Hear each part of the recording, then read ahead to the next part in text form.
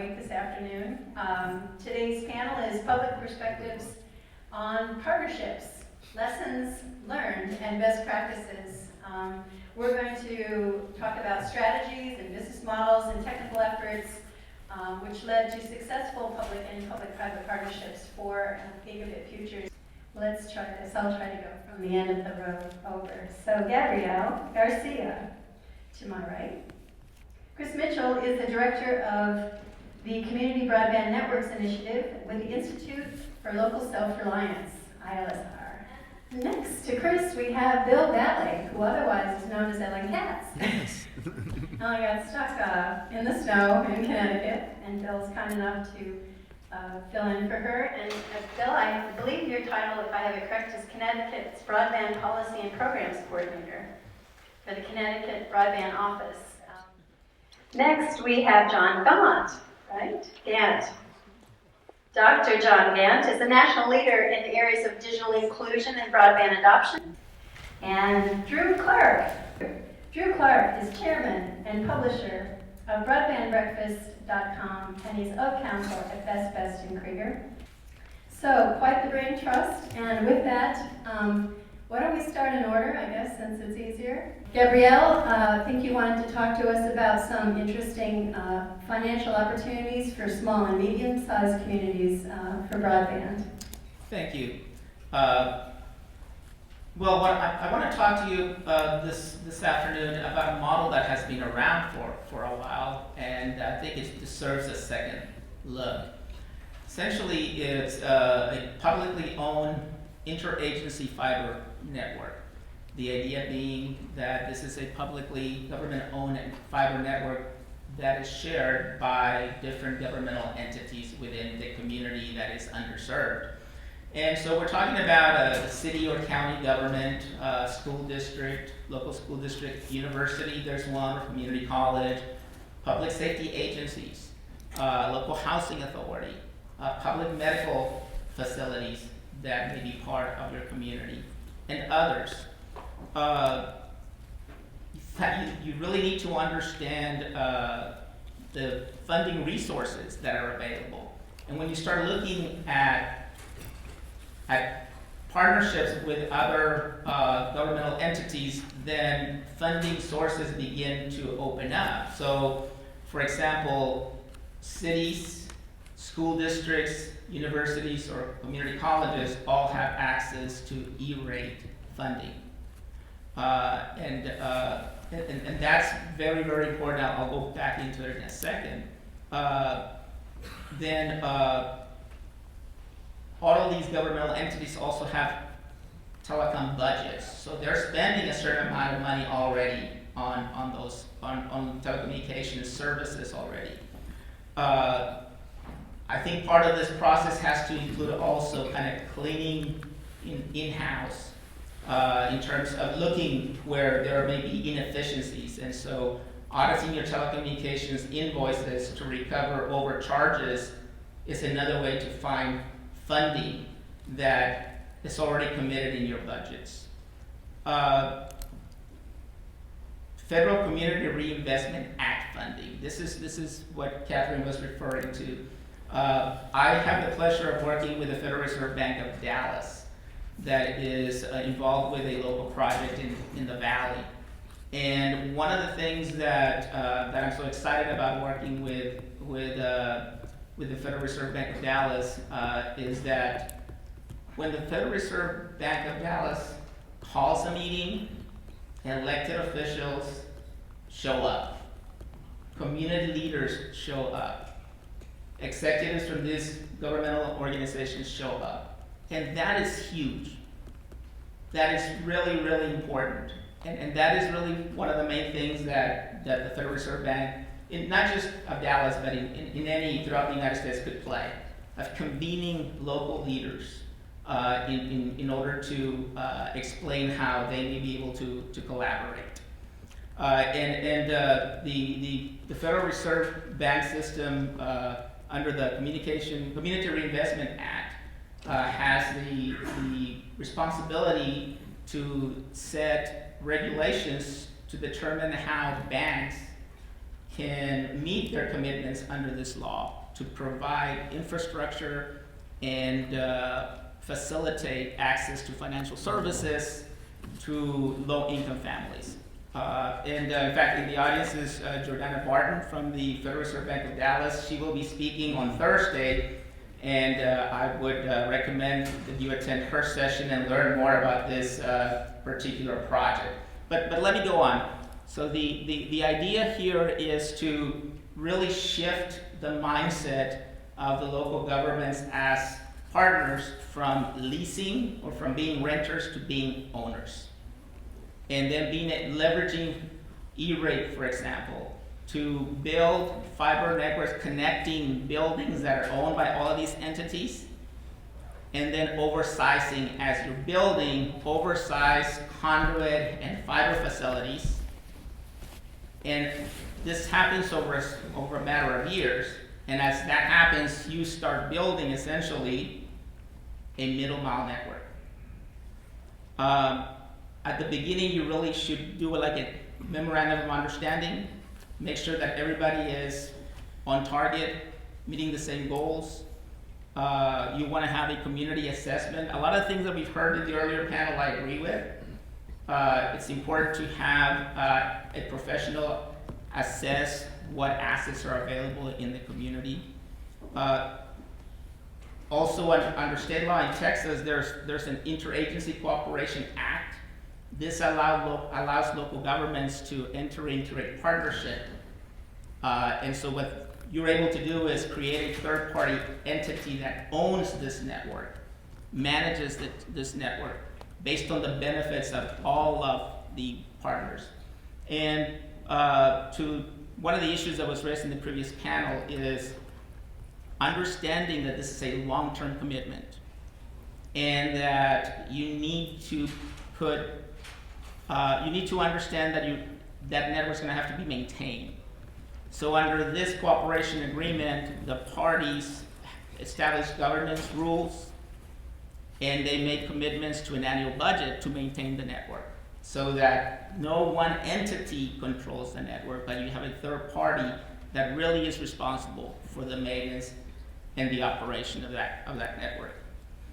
And once you create a critical mass, you essentially build a middle mile network.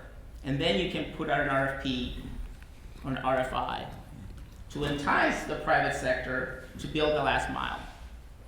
And if the private sector is not interested, then the local community can decide, the local government can decide if they want to build the last mile themselves.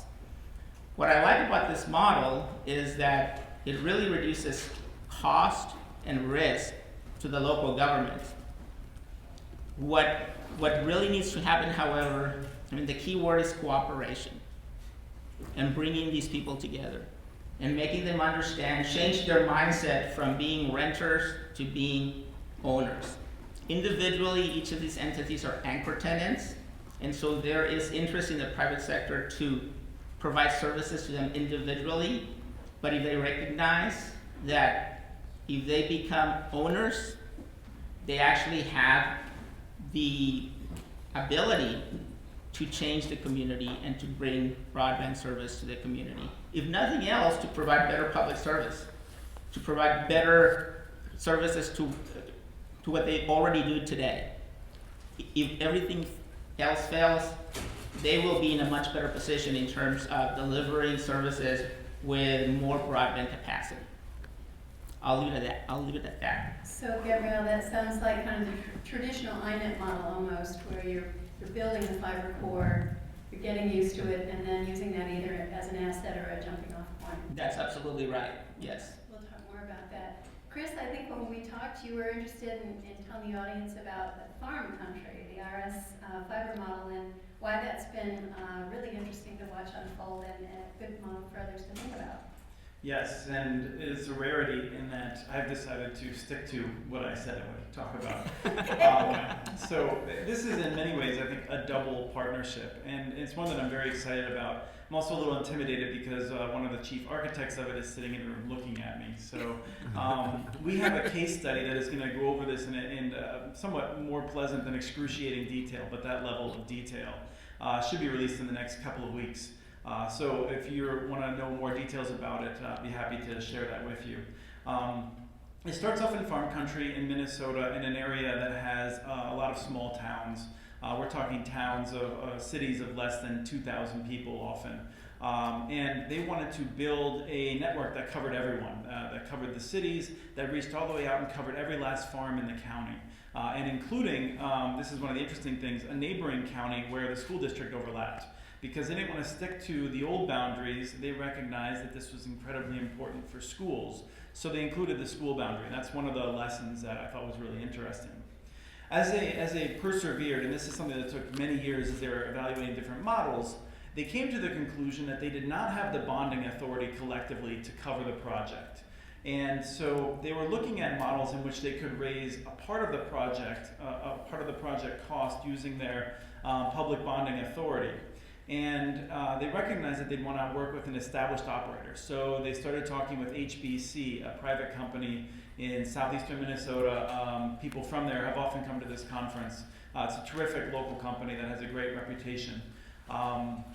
So they're thinking, we generally want to have this network, we want to have it to touch everyone, and we want HBC to operate it. But they still couldn't figure out how to raise all the money that they needed. And they came up with two innovations that I think are broadly applicable to others. The first is that they recognized that they wouldn't have to raise all of the money.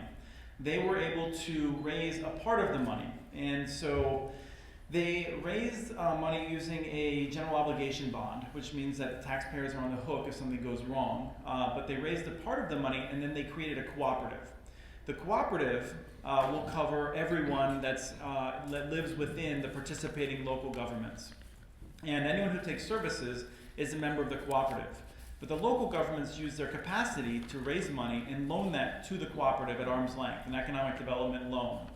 The cooperative took that loan and, with the permission of the local governments, made it subservient to future, subordinate is a better financial term, subordinate to future funding rounds, basically, from local banks and others, including the mechanism that Gabriel was talking about regarding a mechanism that helps local banks participate more by taking an equity stake in the project.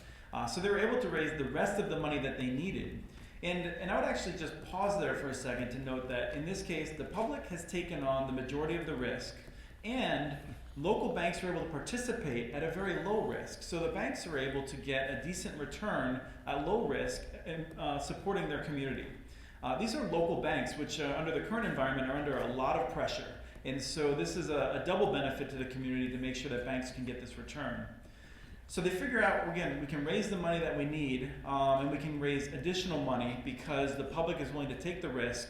For people who aren't totally savvy on what subordinate means, it means if the project fails to generate the revenue, the senior secured lenders, which are the banks, they get repaid first. The public gets repaid last. So they've taken the risk out of the project, and that makes it attractive for banks to raise the money. They're still trying to figure out how to raise all of the money to build all the farms, because that's really expensive. And they decide that the second innovation is that they will do wireless first. And so they build fiber in the first year to towers to provide a high quality wireless service to the entire footprint, more or less, 85% of the footprint. What that means is that they are delivering something to customers that have nothing today. So these people don't have to wait 5 years for fiber. They can immediately get a 25 megabit service within the next year or so at a reasonable cost. These are people for whom some of them are jealous of their neighbors that have 3 megabit DSL, right? We're talking about people who are trying to upload reports to business partners overnight, and sometimes it works and sometimes it doesn't. Those are the lucky people in this circumstance. So they build this network out, and it delivers a wireless product immediately that's relatively high quality compared to what was there before. That starts generating money that allows them to reinvest that money into the fiber. The cities start getting fiber right away because the density makes it easier to repay to get the cash flow necessary to pay the debt and to operate the network. And then once the cities are built out, they start building out to the rural areas. I think it's all around a terrific model. It's something that a lot of different communities can learn from. And it's the RS Fiber project in Minnesota, which is short for Renville and Sibley, the two counties in which it's predominantly located. So there's also a couple of points that I'm going to work back in that I told you I'd touch on. We'll come back to those on lessons we've learned from other kinds of partnerships. But I want you to keep in mind the double partnership here. Municipalities loaning money to a cooperative that they effectively helped to create, and then partnering with another local company that had established providing services. And let me just give a brief intro to Bill, because in 2010, Bill came here and we went out to dinner, and it was one of the most fun dinners I'd had. We had a terrific time with a small group of us from Massachusetts, and it just made me want to come back to this event year after year, and I haven't missed it since. And I credit that to some extent to a wonderful dinner that we had. All right, well, great deal of expectation created for you right now. It won't be the last time. I mean, you are a funny guy. Bill, I think what Ellen was going to talk a little bit about was the Connecticut Gate Project and the white paper that's coming out shortly. A little bit about the legislation that you all are sniffing out and the backlash issue. Those sound like nice topics. I can't wait to hear her talk about them. Follow up on Chris, I'll talk about something. I will try and talk about all those things. Okay. But I wanted to start out, I thought it was fascinating in the last panel that Moderator asked, it was Love, to talk about their mistakes. And I'd like to talk about our mistakes. We made a lot of mistakes along the way. We made a few good ones. For instance, we just got a state broadband organization or agency a couple of years ago, 2013, and the best thing we did, I think, was hire John Hovis and Jim Ballard to help us out. and actually, it's in there too. I would like to point out that I was a state broadband initiative project manager. There were 56 of us, right? It was an NTIA project. Drew was one, Kelly is in the back, Cole. And I know there were at least 3 of us. There were 56 of us. There's 50 states and 6 territories, I guess. And that was a backwards project too, much like the BTOP, but the SBI project was a little backwards because you had to do the strategic plan, find a person, and do the mapping all at the same time. And wouldn't it have been smart to do like the mapping first and then maybe whatever. It's kind of like the way we did this. We had a nice state in the sense that we had great public rights of way. And you've heard Google talk about it today, and Macquarie and Sci-Fi and all these great characters that are interested in investing in fiber networks across states. And they always say the first thing and the most expensive thing and all this stuff is the public rights of way. And I agree with them. It's nuts.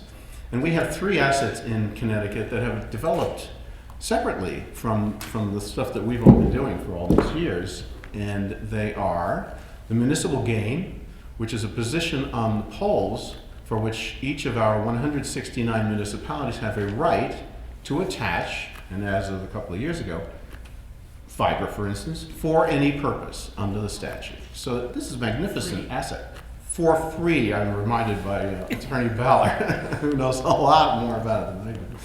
And that's right. They do not pay lease fees to use them for attachment fees. They do have to pay make ready, but we're working on that. So we may be able to fix that. But in any case, it's quite inexpensive. And so certain providers have said to us, that's really the reason we're most interested in your state. So we kind of knew that this was an asset that was certainly worth exploring.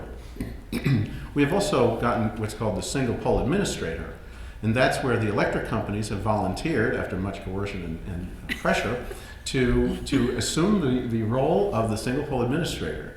And that sounds terrific, and it would be if we were, for instance, following Derek's lead with the One Touch, which is the Google Fiber brand for that, if I may say, which would be the idea that, say, the pole gets clipped down, well, then the electric company would come back and put, say 5 lines back up, the electric, telephone, cable, CLIC, and perhaps the municipal gain, which would be terrific. Unfortunately, the phone company, and you asked about the incumbents, there's an incumbent story.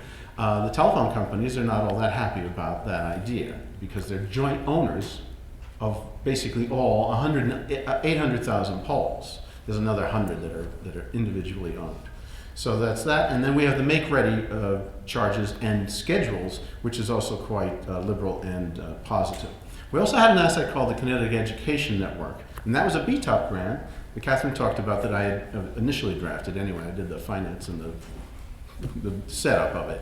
It was $94 million to wire all 169 towns, which was to fill out the education network to each of those. So each of them has 5 nodes. There'd be town hall, library, school, cops, and a fire. And so that's quite an asset when you think about it. And you know, it's a middle mile, it's robust, pretty fabulous. By 2013, it was completed in that sense. But the only problem with it is that in 2000, when the education network was set up, they decided that they would allow the builder, which was known as Fibertech, a Rochester, New York company, a fiber hanger, to own it. And so the state, that's us, does not own that fiber. So as an asset, it's a little limited. It's got its problem. So then we fast forward and we get to the period in which Chris and I have fun dinners. And we decided, we did a lot of study, we did a listening tour, and we did focus groups, and we decided that, gee whiz, there's a lot of demand. We're a high-tech state, a historic colonial state with high-tech businesses going back for hundreds of years. We're still that. The old manufacturing's kind of disappeared. Now we do jet engines, submarines, and helicopters, and black boxes of all natures. So we need broadband. These are all good things. We like them, and they need broadband for just-in-time inventory, which is a very big deal in that world. And so we decided, wow, we found out there's a lot of demand, but there's very inadequate supply.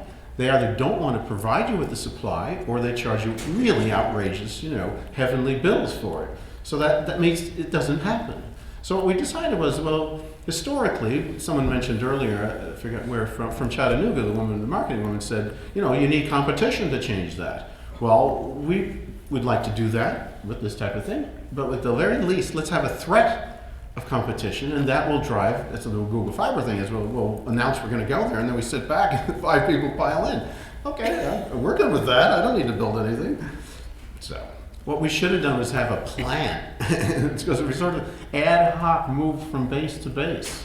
And the upshot of it, and I'll close with this, is we did an RFI talking about all this great stuff we have, and hey world, investors, why don't you come on and invest as us? And in the RFI, I literally wrote expressly, the state has no money and will not spend any money. The towns have no money and they're not going to spend any money. It's your money to spend. Come and fix our problems. And lo and behold, Sci-Fi and Macquarie showed up. And they said, yeah, we'd like to do that. That's where my first real learning happened. I was like, whoa, I came from Wall Street. I do tax-exempt bonds. They talked that world, and I was like, wow, this makes so much sense. Why hadn't I ever heard of this before? Why didn't you tell me? So anyway, I learned this thing, and now we sort of hustle to get towns to get up to speed and figure out how this whole thing works. It's not an easy lift.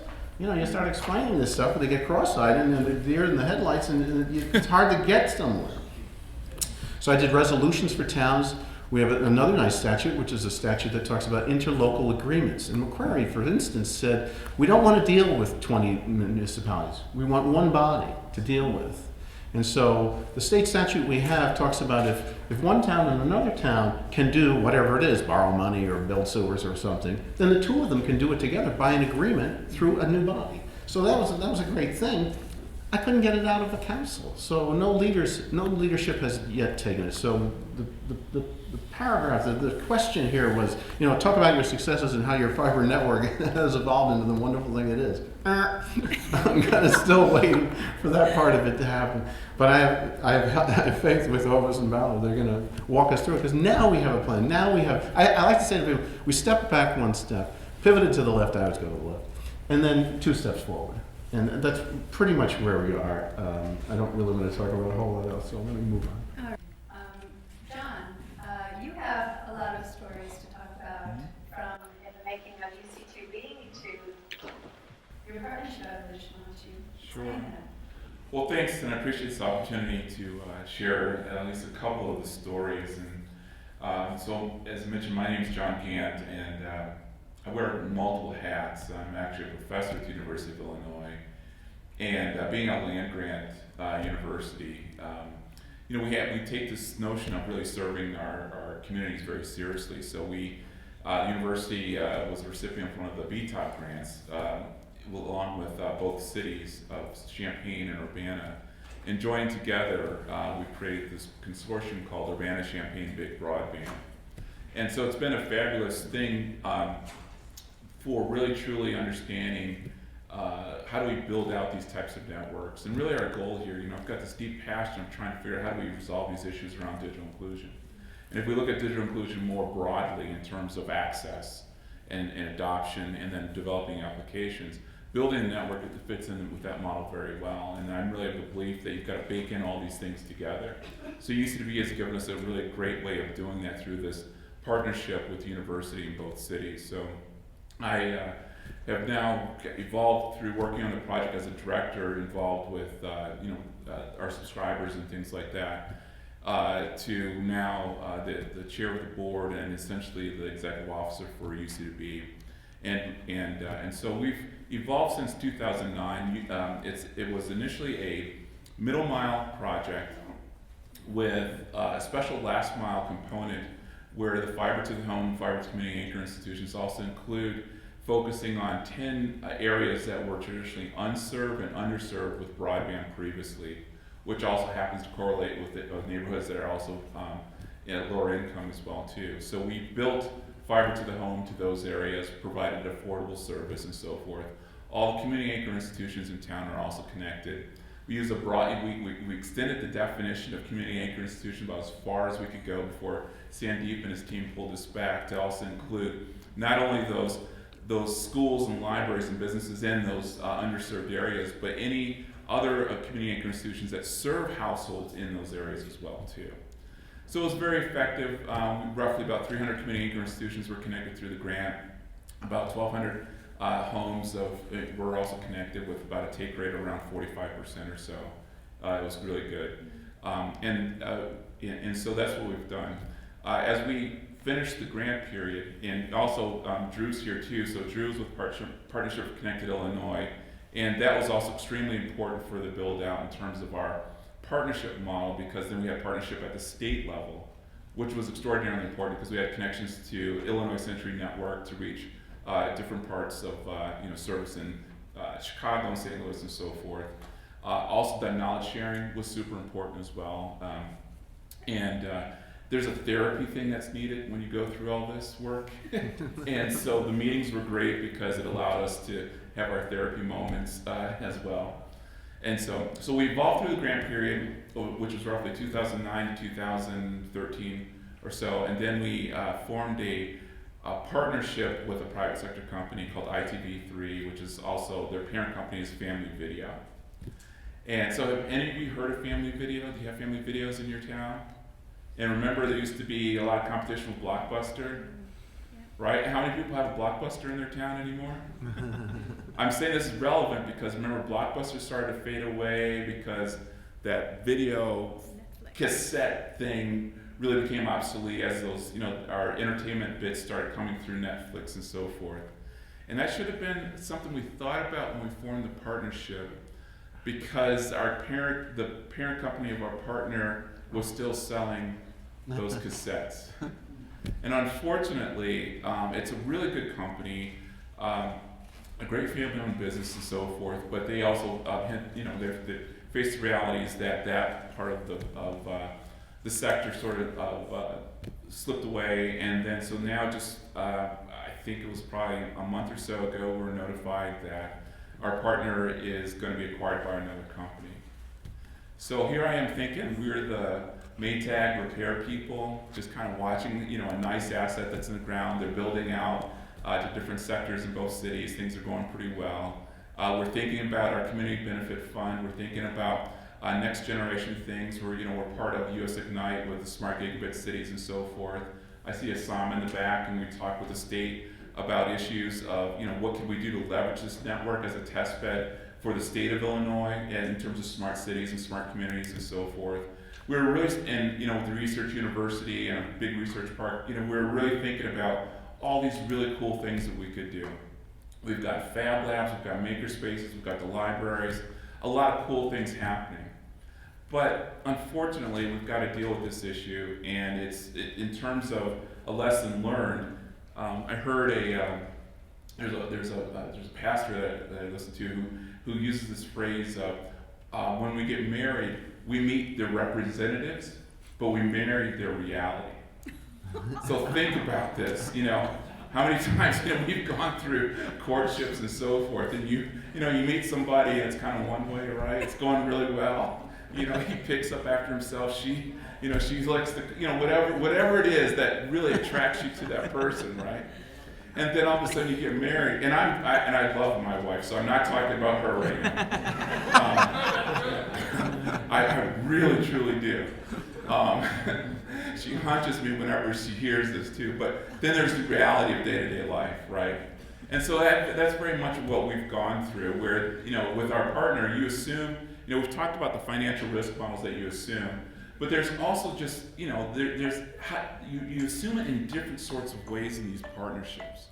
And so here we have to assume, here's some folks that we're working really well with, but the reality is that they can't hang on, and I guess we're figuring out who owns this phone. Yes, they're calling themselves.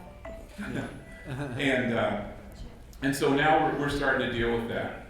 And part of the challenge now is that this is a strange thing, because you were really cozy with your partner, but something's about to change, but you don't quite know how it's going to change, and you've got to be open and honest about how you look at these options.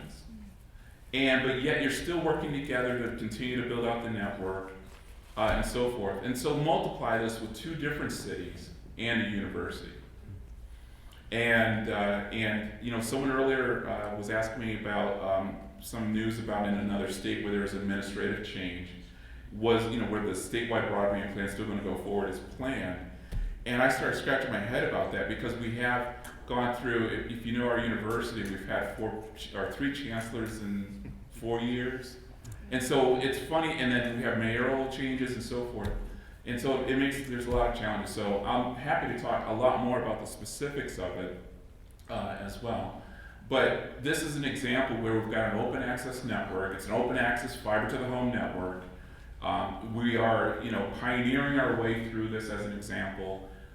We run this now through we spun this off with a not-for-profit. The initial executive director was here, Sabrina Gosnell was here. And so we're a not-for-profit, and we run this network, we've got responsibility and so forth. And it's open access, so at the end of 5 years, it's supposed to be opened up so anybody can come in and provide service over it and so forth.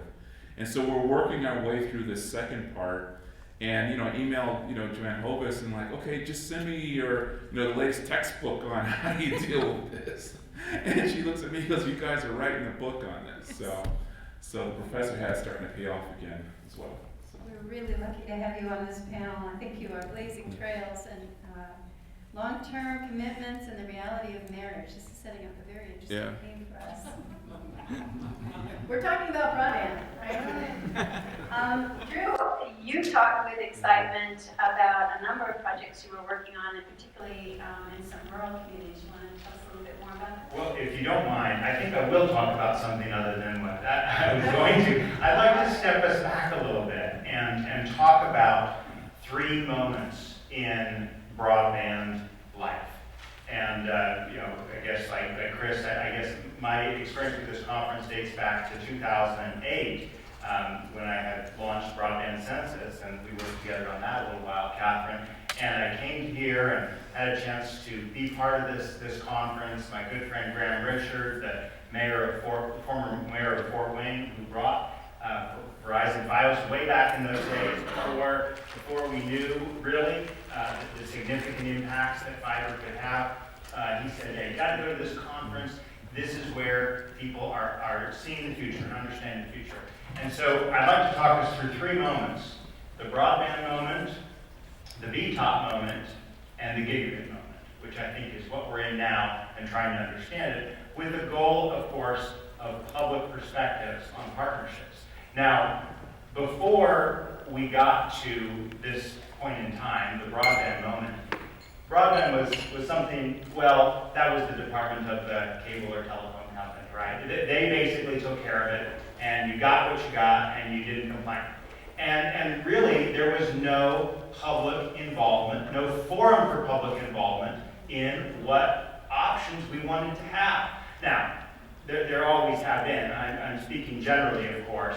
I'm speaking in the discourse about what is available and what is needed. But I think that what we were able to see as we started on the broadband moment, we got to see that the public sector had an important role to play. Now, Bill has already referred, and I've had a chance to work with, I think, everyone on this panel, and it's been delightful. Bill mentioned the Ready, Fire, Aim component to VTOP, right? There were really three core components. There was a broadband planning component, there was a broadband infrastructure component, and there was broadband adoption and use through public computing centers and sustainable broadband adoption projects.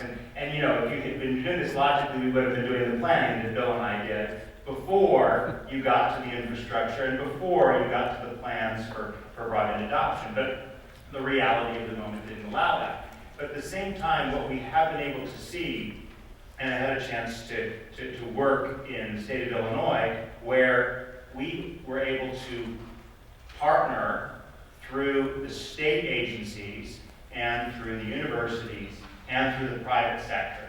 And this is really where the Partnership for Connected Illinois came together. John and I worked together on a number of the research projects that Partnership for Connected Illinois did, really in some ways driven by our late chairman, Charles Benton, who saw the important value of being able to show the benefit that broadband would bring to the communities that was experiencing it. Now, I think for all of the dialogue about the Recovery Act and about government spending, I don't think I can find a single program that's been administered as well as the VTOP program. And you know, having been responsible for working with many of the grantees in the state of Illinois, we could see just how seriously they took those responsibilities. Now, John's was a little bit of an exception. You, I think, were one of two last mile projects to squeak through. By and large, the VTOP investments was middle mile, and it injected a substantial component of competition into the middle mile market. And you know, Highland, Illinois, I think, is going to be here at the conference. They can speak to the way that there's much better prices in the marketplace because of the VTOP investments. Now what we see, I guess I'd like to call it the gigabit moment, is the movement is coming down to the last mile. And I think in our last panel we were able to see that while it's not necessarily there for everyone to see yet, the iceberg is cracking up. And by that I mean that the notion that a private, vertically integrated company needed to be the designer, the builder, the operator, the funder, the controller, and we're now seeing alternatives, in part because the public's now at the table, because the middle mile networks are open access networks because of requirements that NTIA put in their grants, and now because we see the opportunity for new players and old players. You know, to hear Metronet's spokesman talk about his openness to that is I think perhaps the greatest indication that we do sit at the precipice of a new moment in broadband opportunity. So with that, I will stop and have more. Yes. So can we just Yes, go ahead. add one more ingredient though that's changed? I mean, it's changing all of a sudden on a weekly basis. The fourth component that's changing is the financing. Right, you know, we've heard all throughout the day a lot about how the private equity markets are changing. We've got some different models here as well too. I know that's driving a big part of the partner that we're looking as well too. And that's changed quite a bit since. Well, sure. So since I left the Partnership for Connected Illinois and have been in private practice working with cities and rural areas, really in all of the continental time zones, we do see lots of different approaches that are being tried and worked at and that are succeeding. Now, again, we're still in the early stages, but we can begin to see, and we'll see from others in this conference, I've already seen, we will see from others. We saw Jay Guerrero of City of Santa Cruz, and he talked about the very innovative approach that Santa Cruz is taking on getting public and private sectors to cooperate. Sometimes the public sector doesn't want to be as involved. They don't want that much of a stake, right? I mean, City of Los Angeles has issued an RFP for broadband. And it basically, Bill, I mean, per what you said, there isn't necessarily a desire to spend money. Now, that varies, right? And I want to hear more from Chris about what you said about the this way to get nonprofits and co-ops working together.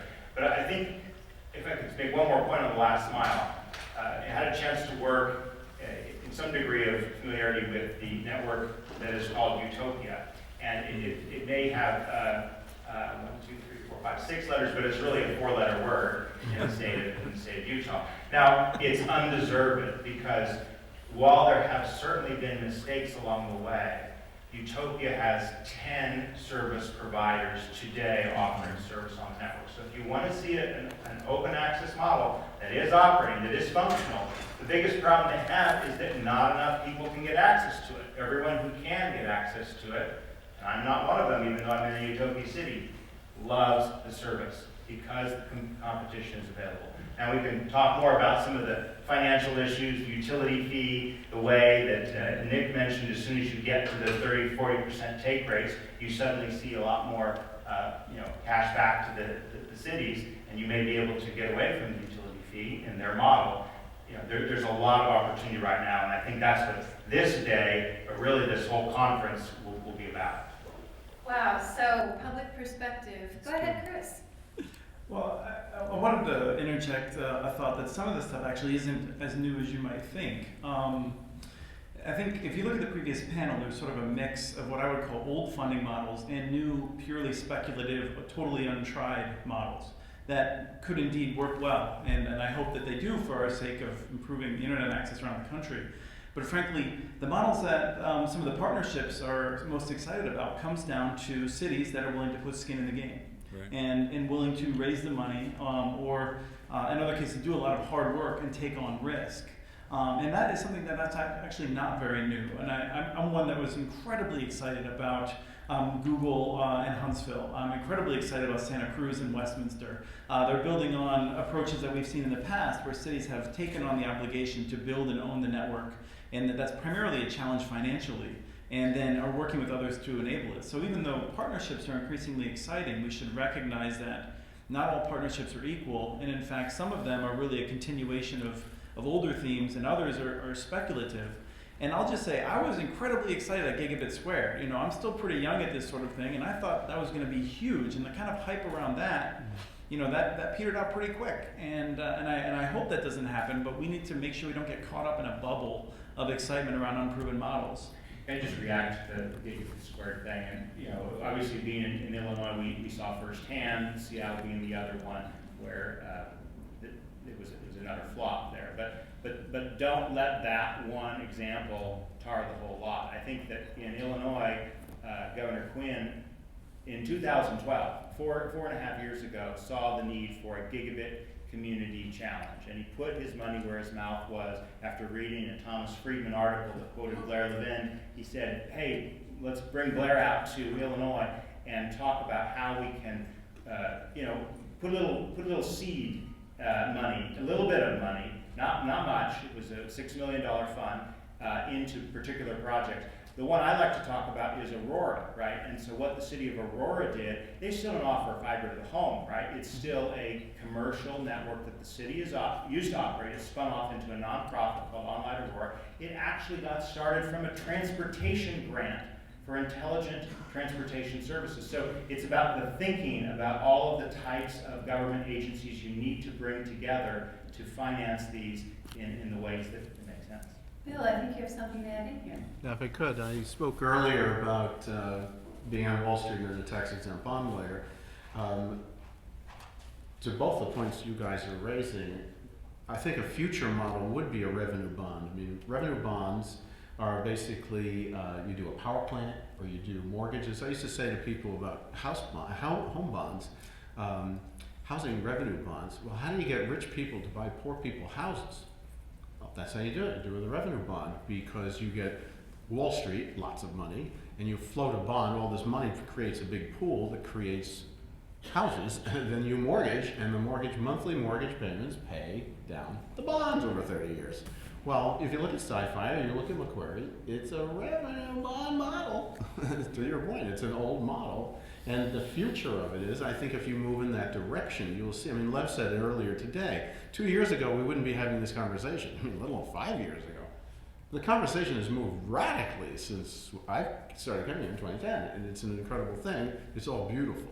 And one of the things that's changed in particular is the use of fiber as an infrastructure asset, particularly on a 30-year time frame.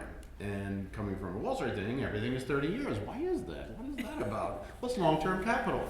It's the insurance money. It's pension money. This is worldwide money. Nick Hahn talked about it earlier. You mentioned Nick. That's where they get their money. I mean, they have a big portfolio of money themselves, but basically what they do is like the Kentucky Wired deal.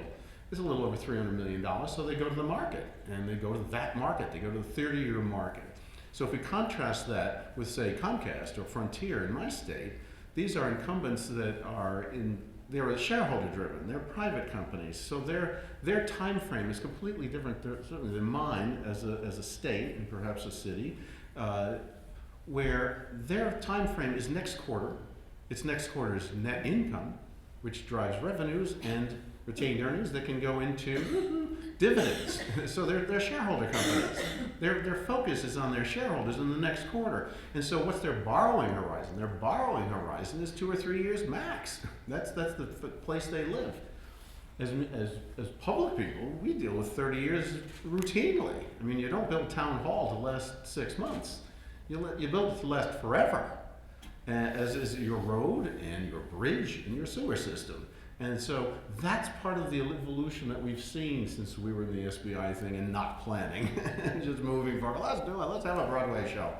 It's and part of that, one of the indicators of that I like to cite is the fact that Corning now gives a warranty for 30 years for its glass, and that's a new thing.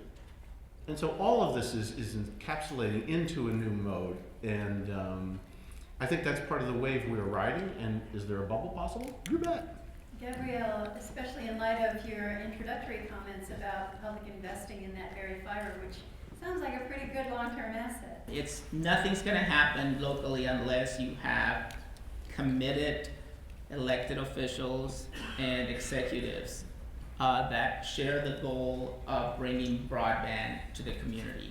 And here I'm referring to the private sector is not willing to build out the entire community because of the economics. So that's what model you use is going to be dictated to a large extent based on these factors. Do you have local leaders, local commitment? Secondly, what is the appetite for risk, politically and financially?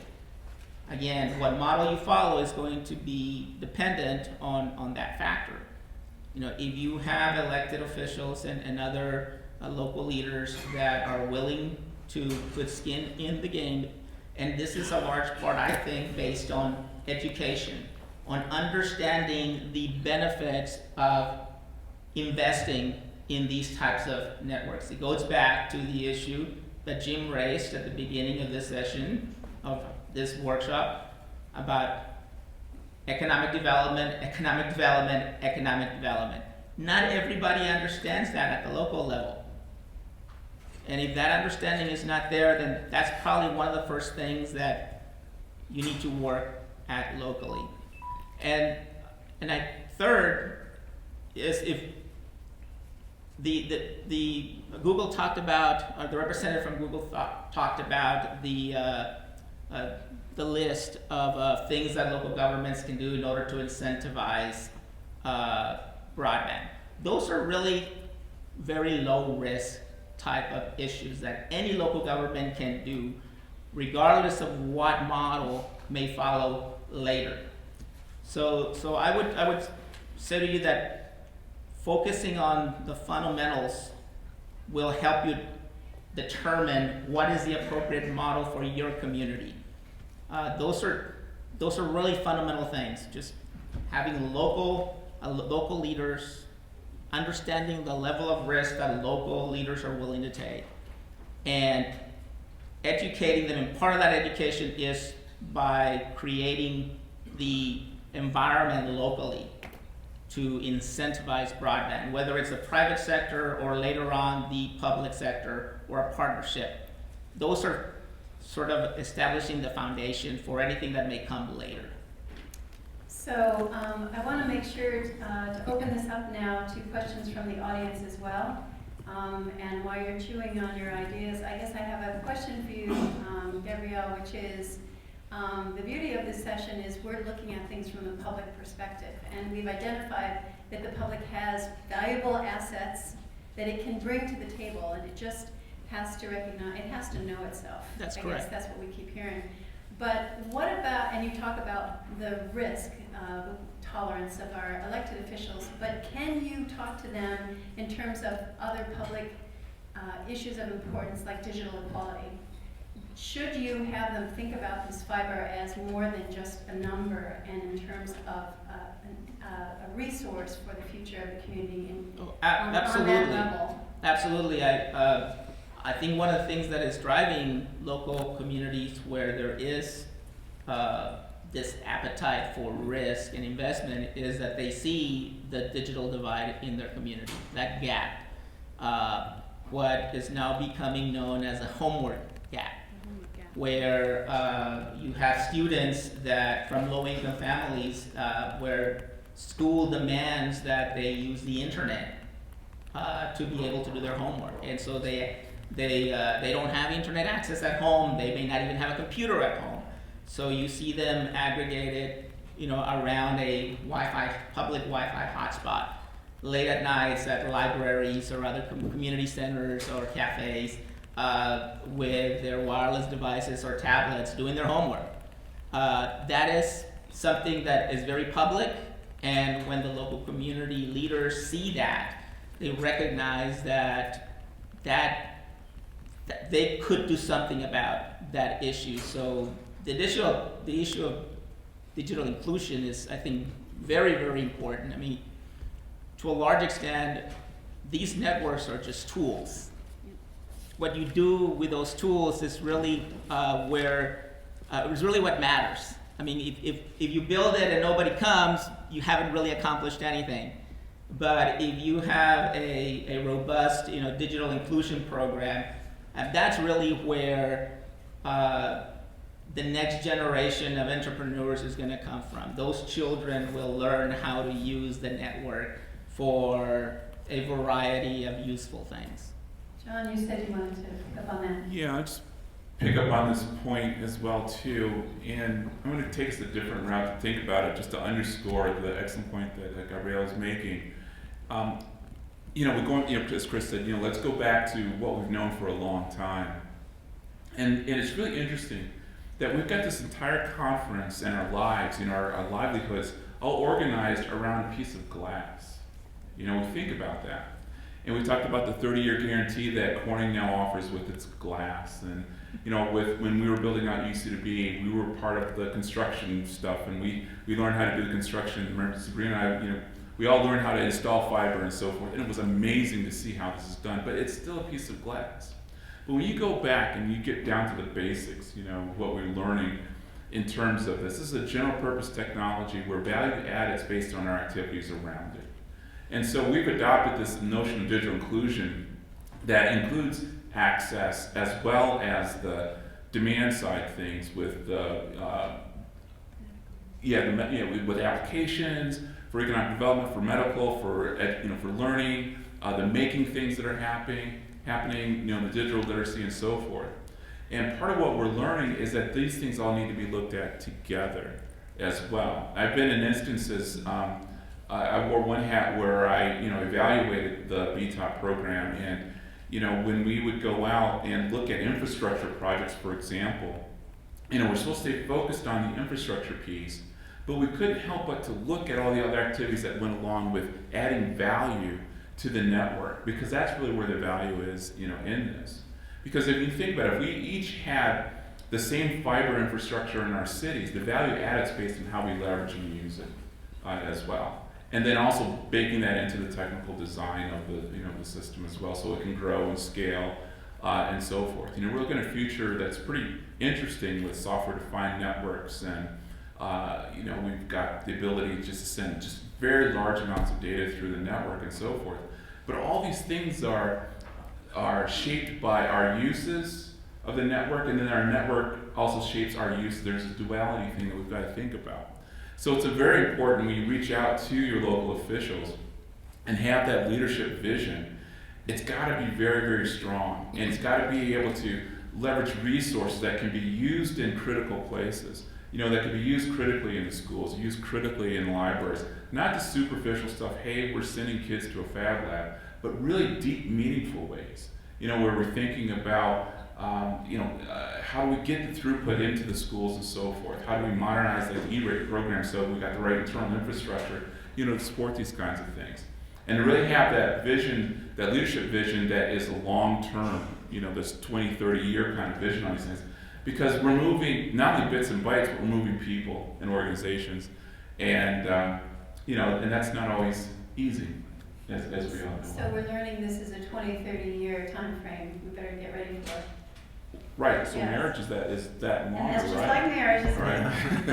True. Yeah, a quick point to paraphrase Tip O'Neill, all broadband is local, right? And to echo the point Gabriel has made, whether we're talking about each of those three models that we've been talking about, the kind of corporate, traditional incumbent coming in, or on the other side, a pure public municipal build, and I just applaud everything Chris is doing to really get the facts out there about all of the broadband deployments that have been made municipally, or this very, very interesting middle ground of the public-private partnerships that there's so much initiative. In each of these three, the local governments are the stewards of the rights of way, and they have tools in their toolboxes that they can use, whether it's franchise agreements, whether, on the other hand, it's the revenue bonds and the general obligation bonds if they're going to do it themselves, or in the public-private partnership space as they're developing the legal agreements that take a long time to work through to make these things work. But I just want to emphasize that the holistic point is very important, and that's why I think cities will continue to, and other municipalities will continue to be very involved in making sure that there's a satisfactory solution so that people do not get left behind as the build-outs take place. Do we have any questions in the audience? Our job is to keep you awake, but also keep you intrigued. We have No, is that a yawn? It's a stretch. It's a stretch. Yeah, go ahead, Bill, and I'll I don't have a question, but maybe an answer. I wanted to follow up on this particular part of the conversation. I've been talking about the fact that I had made mistakes and our project had made mistakes. But I think the fundamental one has been raised by this part of the conversation, and it is that the thing I most failed to do was engage. I always talked right away. I thought, you got to have champions and allies, but I didn't know anybody.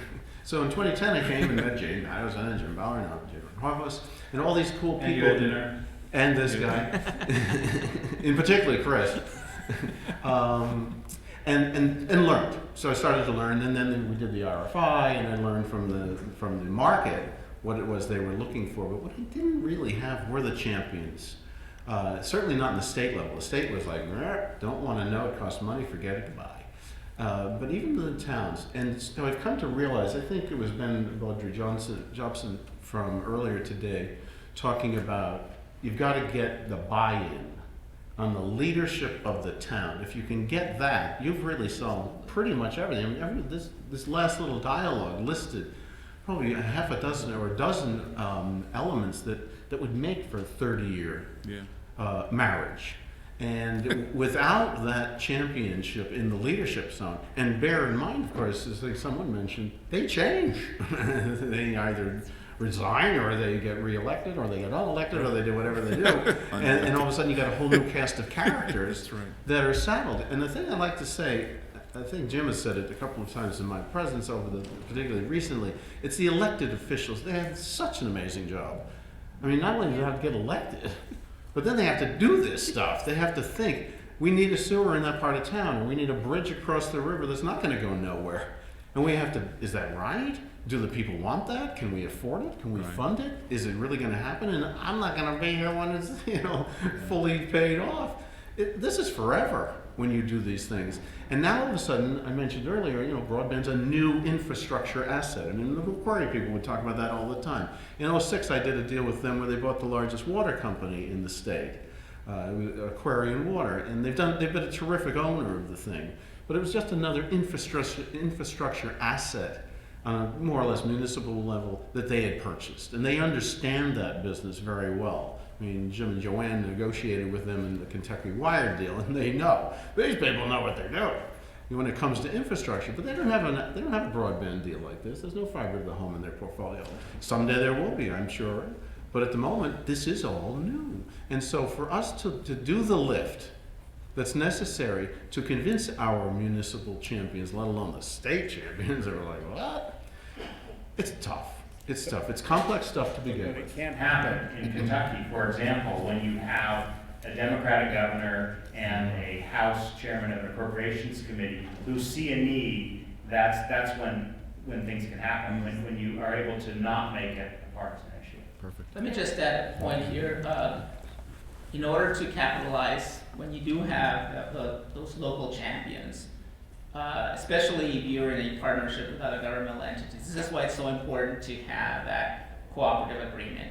And most state laws allow for that under a under state statute.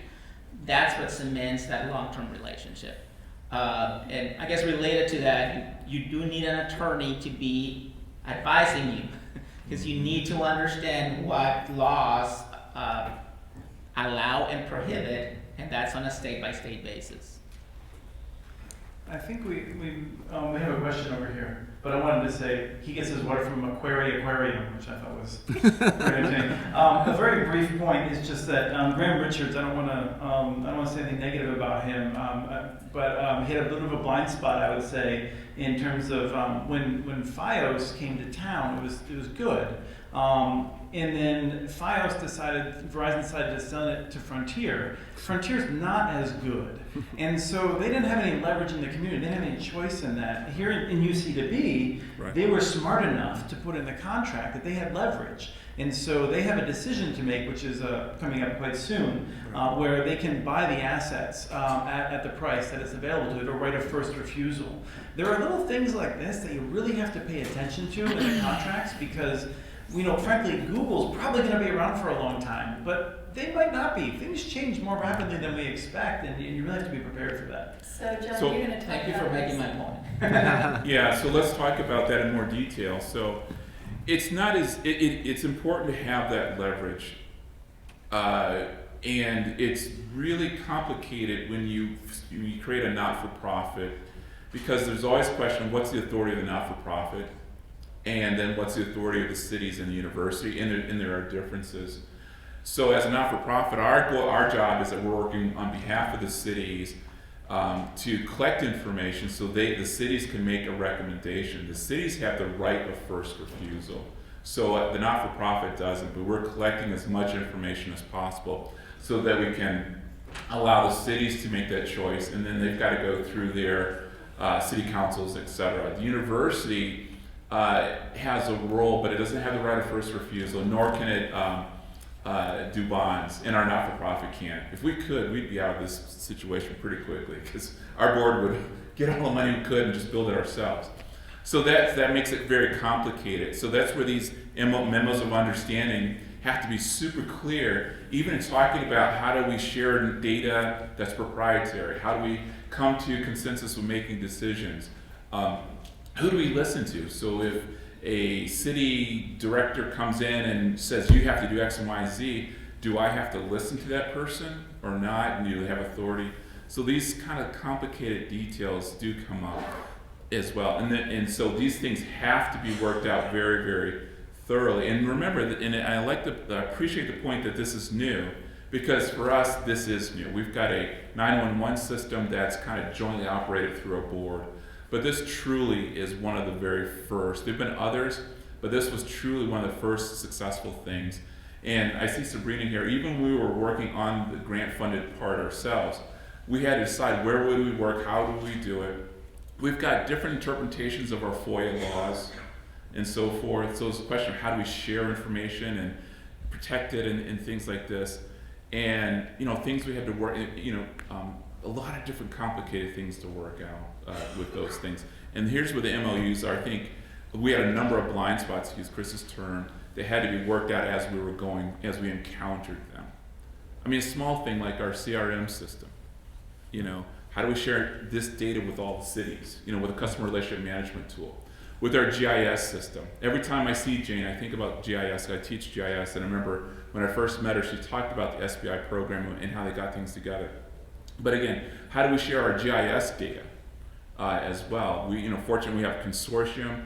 We have a separate agreement so we can share all the broadband infrastructure data and so forth. These seem like small things. They take forever in our day to clear up, and you've got to be accountable to the public and try and work these things out.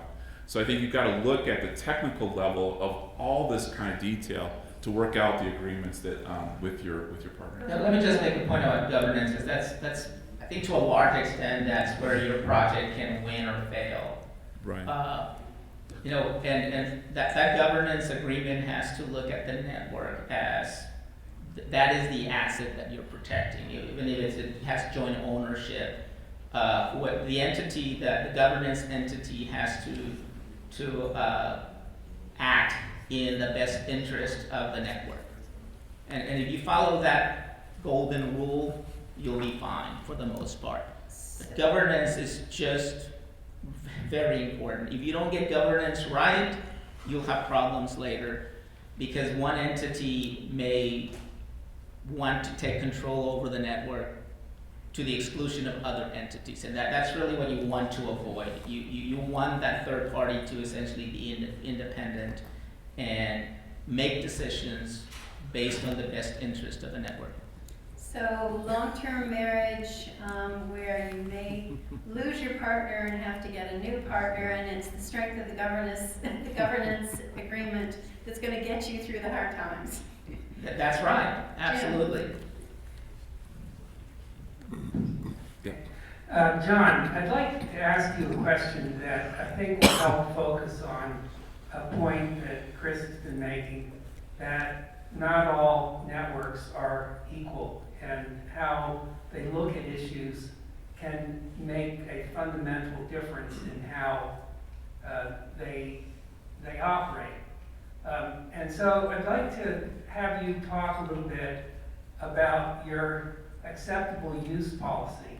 Remember when we were putting that together, an issue was whether UC2B would be like the private sector in defining an acceptable use policy that prohibited users, residential users, from using the network for occupational or work things. And you stood up and said, no, that's not the way we ought to be running our network. Would you talk about that and any other kinds of examples where UC2B is different from a private sector provider? Yeah, so it's a really great question. It's interesting because as soon as we lit our network, we were all on planes and trains to come down to New Orleans to the NATOA meeting down there. And on our travels southward to New Orleans, we get emails saying, I think it was Comcast or somebody upstream was saying, you've got a BitTorrent user on the network and you need to shut them down now. We're going to bring the internet police and suck them out of your city and all this instantly. And so we're arriving into this meeting space, and we're going to talk with you just about casual stuff, and the next thing you know, it's an hour-long discussion about acceptable use policies.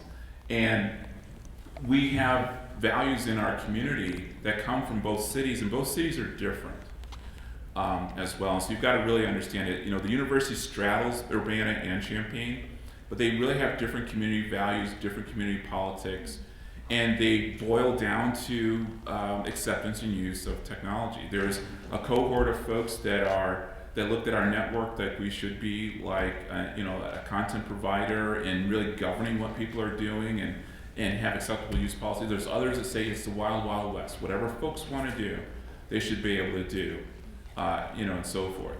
And so it really came down to that very strong tension where we were hearing from the mayors of both cities around this topic. One mayor was saying, I don't see what the big deal is. If it's, we should just let people do whatever, we should just stay out of their business. And we had others, saying, no, we should really govern this very, very closely. and so forth. And we really went back and forth quite a bit to come up with a good acceptable use policy. And after the upstream provider started tightening the screws more and seeing that the university, I forgot. And one other thing, this traffic comes through the university as well. So the university lawyers were involved. And so they were just immediately just boot them off the network and so forth. So you've got this kind of this grassroots kind of thing, let anybody do what they want, versus others saying, no, we don't want to get in trouble kind of thing. And it became a big tension. It remains a tension in our network to this day. So much so that we don't track. What'd you decide? Oh, well, we booted them off the network. But it was unfortunate because they were in the grant funded, they were also one of the grant funded homes in the network. This person had multiple businesses and was one of the first people who signed up for getting the maximum speed as well. So we're really proud. Hey, this household, they've got 2 connections at 100, I think it was 100 megabits per second for household or something like that. And it was really good. And he wants to get a gig and all this kind of stuff. But we had to boot him off, and we had to be very careful to boot him off for the BitTorrent part, but not the rest of his businesses and so forth. Yeah, because ordinarily, because the university said just cut him off, ask for the equipment back, cut him off, kind of thing. And the other cities said no, just restrict access to his server, stuff like that. So it took a long time to resolve. Let me make a point about the type of network that I've been talking about, where you have different governmental entities, all of which have a different public obligation. Their schools, their obligation is to teach. Universities, colleges, school districts. In their cities, they have multiple obligations to the public. In their public safety agencies, obviously they have public safety as their primary target goal. These networks are established so that you can literally have each entity control their own network. So you have shared infrastructure, but you have independent networks. So just want you all to understand that.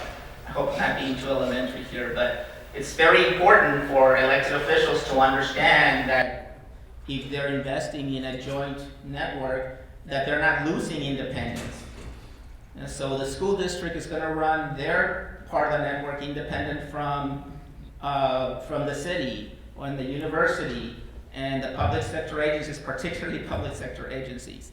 And that can be done in one of 2 ways. Either the agencies decide that they want to have a certain amount of fiber, that they'll own a proportion of the fiber on the network, or based on fiber optic equipment, which can divide a shared amount of fiber, but the equipment creates essentially different networks for each of the participating partners. But very important to understand for elected officials that being a member of a joint network or joint facilities network doesn't mean that you lose independence and control over your network. I think we have a question in the audience. Your comment about an engaged leadership makes a lot of sense. If I give everyone an engaged leadership and a magic wand going down the line so you can't repeat each other, what's the next thing you need to actually make this happen? What's the next So you thing? wave the magic wand, what's my next obstacle? I've got an engaged mayor, reasonably organized city. What's my next thing that I need to fix? The question is, I have engaged leadership. What do I do next? Well, the next thing you need to do is you need to have some type of memorandum of understanding among those entities on what is the common goal. If you don't have that common, something in writing, so really you're trying to get them all to commit to a common goal. And depending on what that common goal is, that will then dictate what your next step is after that in terms of type of network, investment, etc.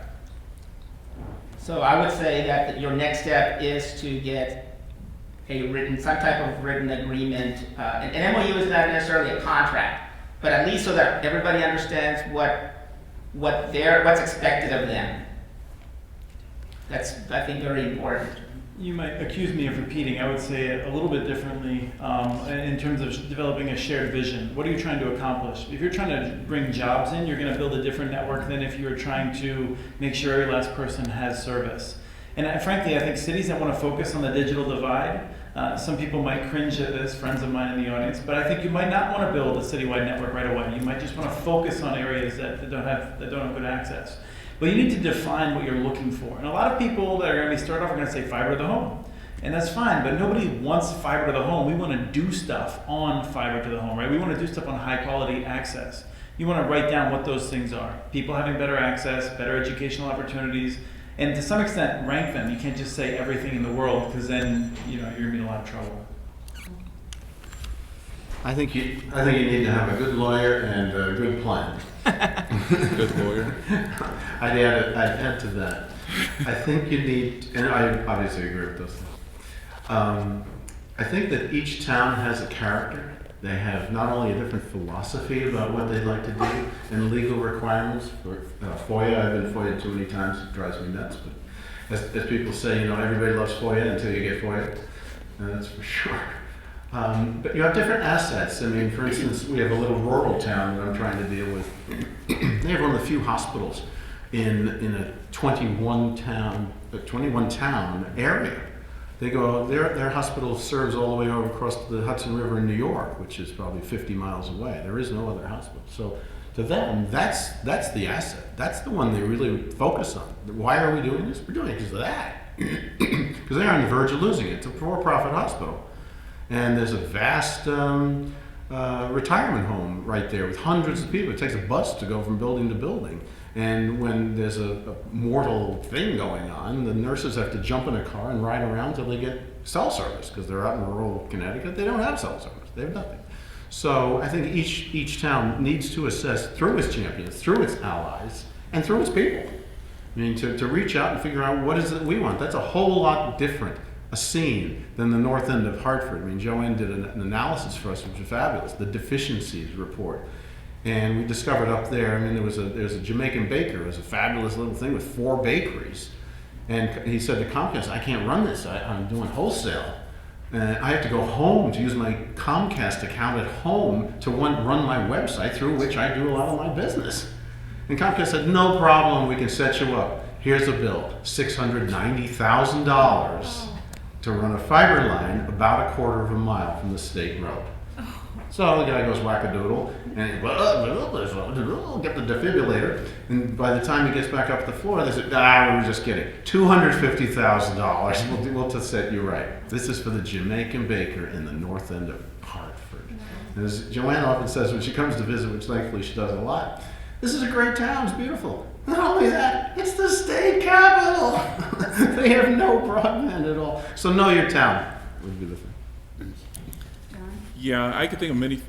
You asked one thing. I kind of use this model, GOUT, governance, organizational, user acceptance, technology. But one thing we haven't said yet here today is that we've said that this is a very hyper-local type of activity, building this.